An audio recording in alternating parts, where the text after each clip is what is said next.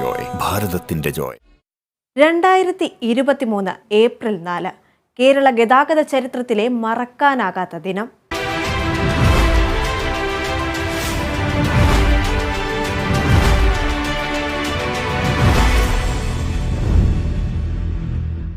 കേരളത്തെ മോദി സർക്കാർ അവഗണിക്കുന്നുവെന്ന പതിവ് പരാതികൾക്കൊടുവിൽ സംസ്ഥാനം കണ്ടതിൽ വെച്ച ബൃഹത്തായ 2 പദ്ധതികൾക്ക് പ്രധാനമന്ത്രി നരേന്ദ്രമോദി പച്ചക്കൊടി നാട്ടിയ ദിവസം. ഇതാ കേരളത്തിന് മറ്റൊരു ചരിത്ര നിമിഷം കൂടി. കേരളത്തിന്റെ റെയിൽ ഗതാഗത ചരിത്രത്തിലെ തന്നെ നാഴികക്കല്ലായി മാറുന്ന ഈ ചരിത്ര നിമിഷത്തിലേക്ക് ഓടിക്കയറുന്ന വന്ദേ ഭാരത് എക്സ്പ്രസ് ബഹുമാനപ്പെട്ട പ്രധാനമന്ത്രി ഇതാ ഫ്ലാഗ് ഓഫ് ചെയ്തു കഴിഞ്ഞു.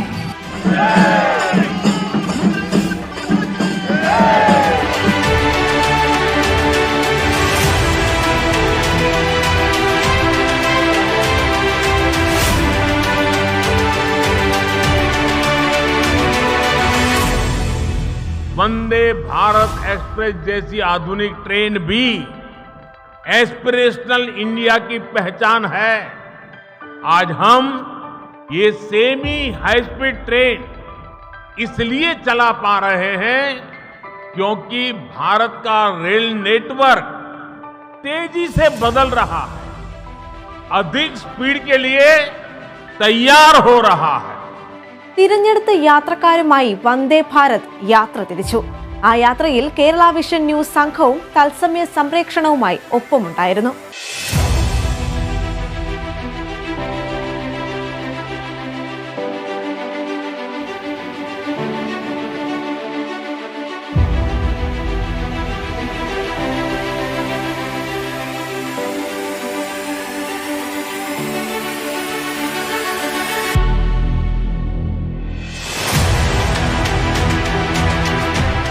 കേരളത്തിൻ്റെ ഒരു വലിയ കുതിപ്പിന് നാന്ദിയായേക്കാവുന്ന വന്ദേ ഭാരത് എന്ന മിഷന് തന്നെ തുടക്കം കുറിക്കുകയാണ്. നിരവധി ട്രയൽ റണ്ണിലൂടെ നേരത്തെ ഇതിൻ്റെ മികവ്, ഇതിൻ്റെ മറ്റ് പരീക്ഷണങ്ങളൊക്കെ നടത്തിയതാണ്. ഇന്ന് ഔദ്യോഗികമായി ഉദ്ഘാടനം ചെയ്ത് അത് നാടിനെ സമർപ്പിക്കുമ്പോൾ കേരളത്തിൻ്റെ ഒരു വലിയ വികസന കുതിപ്പിന് അത് നാന്ദിയാകുമെന്ന് തന്നെയാണ് പ്രതീക്ഷിക്കുന്നത്. കേരളത്തിൻ്റെ വ്യവസായ രംഗത്തും ആരോഗ്യരംഗത്തും എല്ലാ രംഗത്തും കാതലായ മാറ്റം കൊണ്ടുവരാൻ വന്ദേ ഭാരതിന് കഴിയും. ഇപ്പോൾ കാസർഗോഡ് 8 മണിക്കൂറാണെങ്കിൽ ഞാൻ പ്രതീക്ഷിക്കുന്നു ഒരു ബൈ 2 years 2025 ആകുമ്പോൾ ഇത് 150 അല്ലെങ്കിൽ 180 അല്ലെങ്കിൽ 200 കിലോമീറ്റർ വേഗതയിൽ പോകാൻ കഴിയും ഇതിന് എന്ന് തന്നെയാണ് ഞാൻ പ്രതീക്ഷിക്കുന്നത്. വന്ദേ ഭാരത് എന്നുള്ള ദേശീയ തലത്തിൽ തന്നെയുള്ള ഒരു വലിയ നെറ്റ്വർക്കിൽ ഇന്ത്യയും കൂടെ കേരളം കൂടെ അതിൻ്റെ ഭാഗമാണ്. ഇന്ത്യയുടെ മൊത്തം നെറ്റ്വർക്കിലേക്ക് കേരളവും ആകുകയാണ്. വന്ദേ ഭാരത് എന്ന് പറഞ്ഞാൽ ആധുനിക രീതിയിലുള്ള യാത്രാ അനുഭവം മലയാളികൾക്കും കിട്ടാൻ പോവുകയാണ്. അപ്പോൾ അതിനെ നമ്മൾ എല്ലാ മലയാളികളും സ്വാഗതം ചെയ്യുകയാണ്.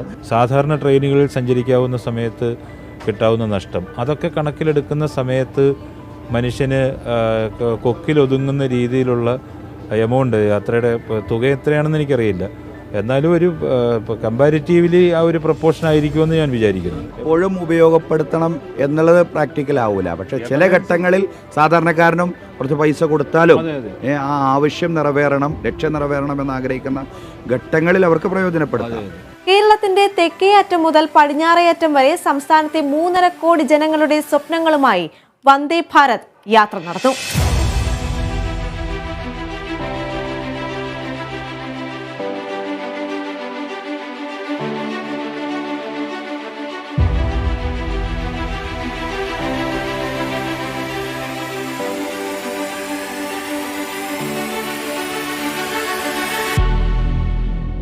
स्वच्छ भारत का निर्माण करो, भारत को स्वच्छ बनाएगा, यह हमारे पहचान है.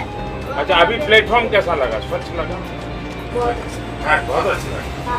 मुझे थोड़ा सा प्रीमियम लेवल एयरप्लेन वाला एक्सपीरियंस. अरे वाह.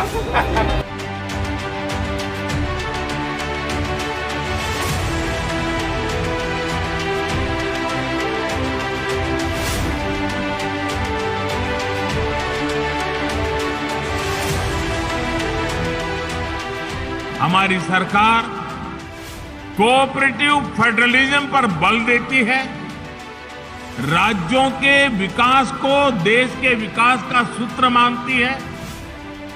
केरला का विकास होगा तो भारत का विकास और तेज होगा.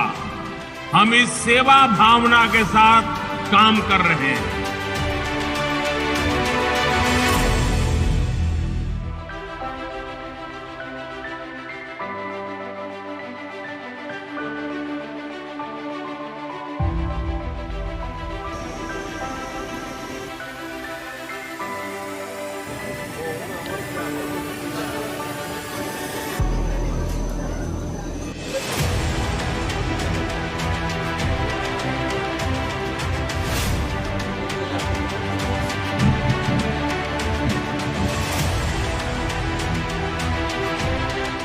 കൊച്ചിയിലെ വാട്ടർ മെട്രോയുടെ ഉദ്ഘാടനവും നിർവഹിച്ചതോടെ കേരളത്തിന്റെ വികസന ചരിത്രത്തിലെ നാഴികക്കല്ലായി ഈ ദിനം മാറി.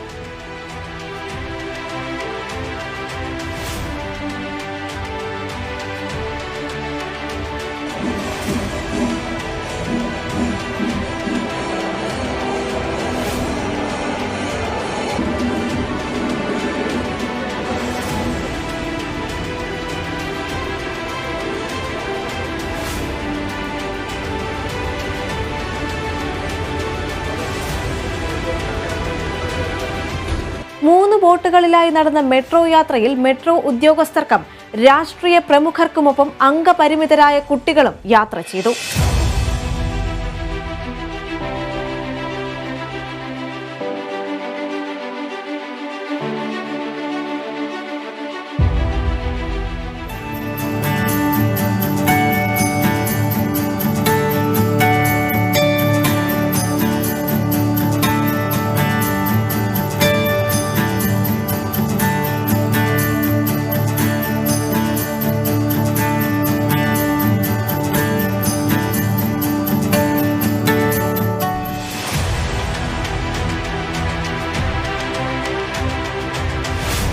ഒരു നല്ല അനുഭൂതിയാണ്.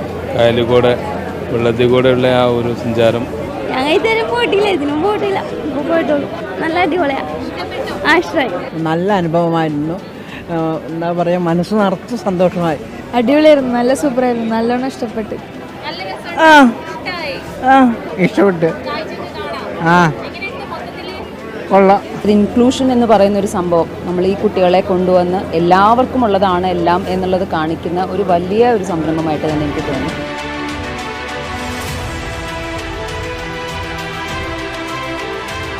കേരളത്തിന്റെ ടൂറിസ്റ്റ് ആകർഷിച്ചു വരുന്ന ആളുകൾ കൊച്ചിയുടെ ദ്വീപസമൂഹങ്ങളുടെ സൗന്ദര്യം ആകർഷിക്കുന്നതിനുള്ള നല്ല ഒരു അവസരം കൂടി ഇതുവഴി ഒരുക്കിയിട്ടുണ്ട്. അപ്പോൾ ഞങ്ങളെല്ലാവരും ഒരേ മനസ്സോടുകൂടി ഈ ചരിത്ര സന്ദർഭത്തെ ആഹ്ലാദപൂർവ്വം വരവേൽക്കുകയാണ്.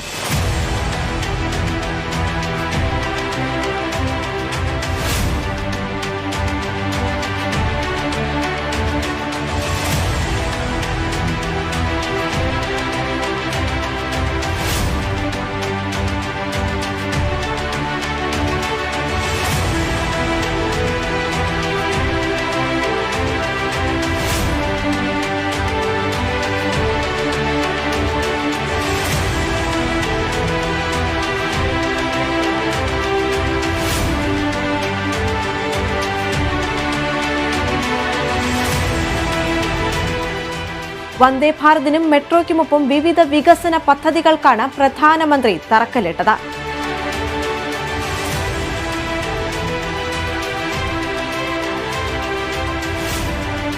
വികസന വാഗ്ദാനങ്ങൾക്ക് രാഷ്ട്രീയ തർക്കങ്ങൾ മറന്ന മുഖ്യമന്ത്രി പിണറായി വിജയൻ നന്ദി പറഞ്ഞു.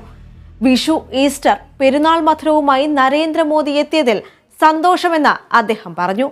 കേരളത്തെ സംബന്ധിച്ചിടത്തോളം വളരെ സന്തോഷമുള്ള ഒരു ദിവസമാണിത്.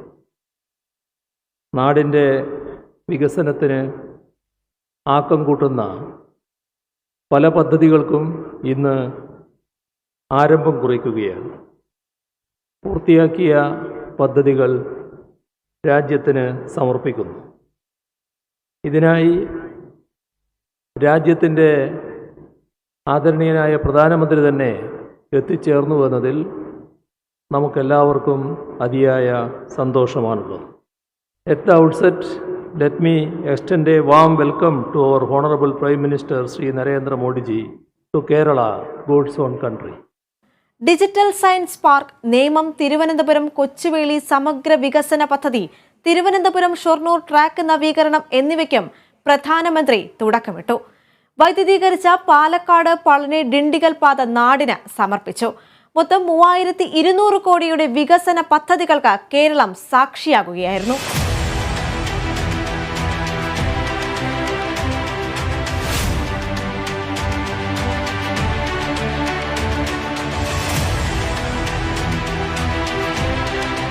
നിലവിലെ സ്റ്റേഷനിലുള്ള 5 ട്രാക്കുകൾക്ക് പുറമെ 4 പുതിയ ട്രാക്കുകൾ അടക്കം 9 ട്രാക്കുകൾ വരാൻ പോകുന്നു. നിലവിൽ 5 മീറ്റർ വീതിയുള്ള 2 ഫുട് ഓവർ ബ്രിഡ്ജുകൾക്ക് പകരം 12 മീറ്റർ വീതിയുള്ള 2 പുതിയ ഫുട് ഓവർ ബ്രിഡ്ജുകൾ സ്റ്റേഷന്റെ തെക്ക് ഭാഗത്തും വടക്ക് ഭാഗത്തും സ്ഥാപിക്കാൻ പോകുന്നു. ഈസ്റ്റ് ടെർമിനലിനെയും വെസ്റ്റ് ടെർമിനലിനെയും ബന്ധിപ്പിച്ച് മധ്യത്തിൽ 48 മീറ്റർ വീതിയിലുള്ള കോൺകോഴ്സ് ബിസിനസ് ലോഞ്ച് അടക്കമുള്ള സജ്ജീകരണങ്ങൾ ഏർപ്പെടുത്താൻ പോകുന്നു.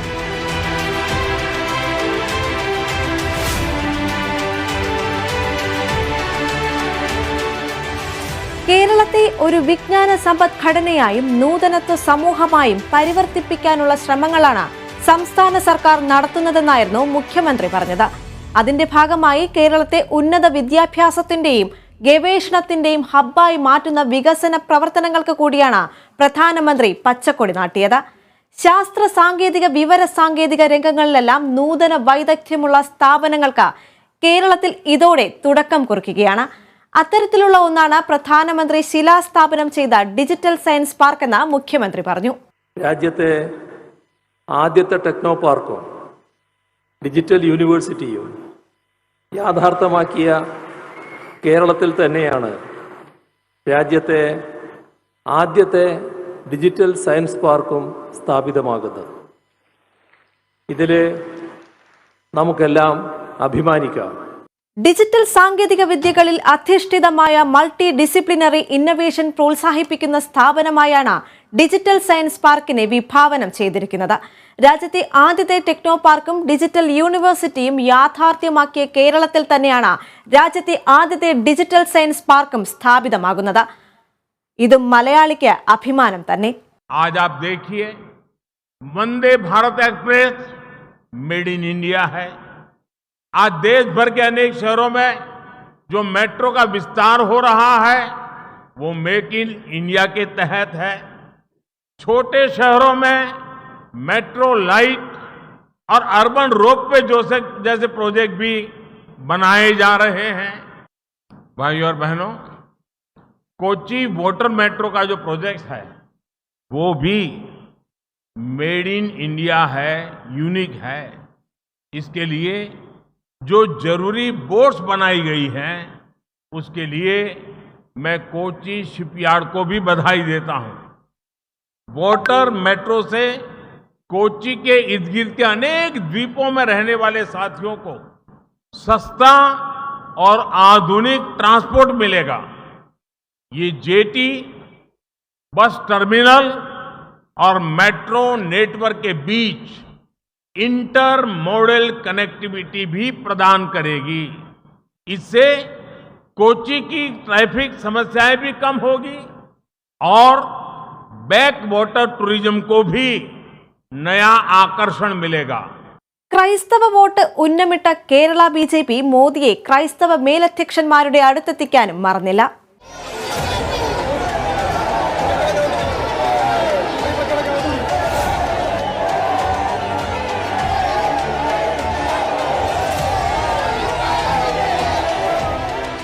दो तरह की आइडियोलॉजी के संघर्ष में केरल का बहुत नुकसान हो रहा है. यहां एक आइडियोलॉजी है जो अपनी पार्टी को केरला के हित से भी ऊपर समझती है. वहीं दूसरी एक और आइडियोलॉजी एक परिवार को हर चीज से ऊपर रखती है. ये दोनों मिलकर हिंसा को बढ़ावा देते हैं, भ्रष्टाचार को बढ़ावा देते हैं. केरला के युवाओं को इन दोनों ही आइडियोलॉजी को परास्त करने के लिए मेहनत करनी है.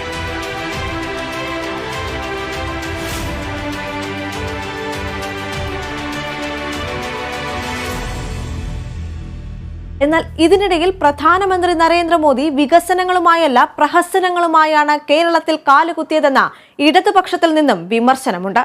എന്നാൽ പ്രതിപക്ഷത്തിന് പറയാനുള്ളത് പരിഭവവും. മറ്റൊന്നുമല്ല, മെട്രോ ഉദ്ഘാടനത്തിന് പ്രതിപക്ഷ നേതാവിന് ക്ഷണമുണ്ടായില്ല. ഇത്തരം രാഷ്ട്രീയ ആശയപ്പോരുകൾ നടക്കുമ്പോഴും കേരളത്തിൽ തഴഞ്ഞ കേന്ദ്രവും മോദിയും മലയാളികൾക്കായി ഒരുക്കിയ വികസന സമ്മാനങ്ങളിൽ ഒരു പരിധിവരെ അവർ തൃപ്തരാണോ എന്നതാണ് പ്രധാന ചോദ്യം. പ്രഖ്യാപിക്കപ്പെടുന്ന പദ്ധതികൾ അടുത്തുതന്നെ വരാനിരിക്കുന്ന ലോക്സഭാ തിരഞ്ഞെടുപ്പ്, കേരളം പിടിക്കണമെന്ന സംഘപരിവാറിന്റെ ദീർഘകാലമായുള്ള ആഗ്രഹവും അതിനായുള്ള യത്നവും ഇത് സമ്പൂർണ്ണ സാക്ഷരതയുടെ സംസ്ഥാനമാണെന്ന മറുവാദങ്ങൾ. കാലം എല്ലാറ്റിനും ഉത്തരം പറയട്ടെ. ഇനിയുള്ള ദിവസങ്ങളിൽ വന്ദേ ഭാരതിന്റെ കൂടെ ചൂളം വിളിക്കേട്ടാണ് കേരളം ഉണരുക.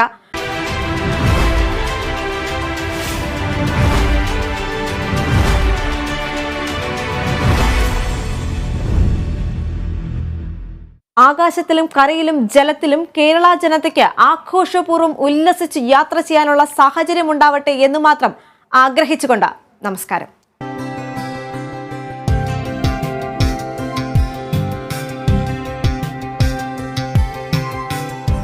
वंदे भारत एक्सप्रेस जैसी आधुनिक ट्रेन भी एस्पिरेशनल इंडिया की पहचान है.